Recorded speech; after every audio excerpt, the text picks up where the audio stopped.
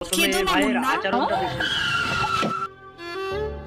ভাই এই দুধের বোতলটা আমাকে তুলে দিবেন? হ্যাঁ হ্যাঁ, কেন দিব না? এই বোতলটা তুমি তো নিজে উঠাতে পারতে।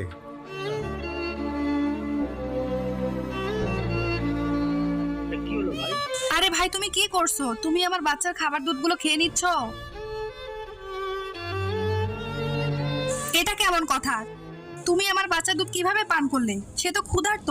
তোমার বাচ্চার খাবার দুধ আমি এজন্য খেয়েছি, তুমি আমাকে হুকুম করেছিলে বলে। আর তোমার মতো মহিলা আমাকে অর্ডার করলে আর আমি সেটা সহ্য করতে পারি না, বুঝছো তুমি? হ্যালো ভাইয়া, আমাকে এর সঙ্গে জড়াবেন না। আমি ওর মতো গৃহিণী নই। আমি খুব ভালো একটা কোম্পানিতে খুব ভালো একটা পোস্টে চাকরি করি। সে তো একটা বোকা। তার ঘর সামান্য, পাশাপাশি এই সন্তানের ভারও বহন করছে। সে নিজেকে সন্তান জন্ম দেওয়ার একটি মেশিন বানিয়েছে। ম্যাম, আপনার গাড়ি ঠিক হয়ে গেছে, আপনাকে আর বাসে যেতে হবে না। ভিডিও ভালো লাগলে লাইক করে দিন। রাজু, মুন্নাকে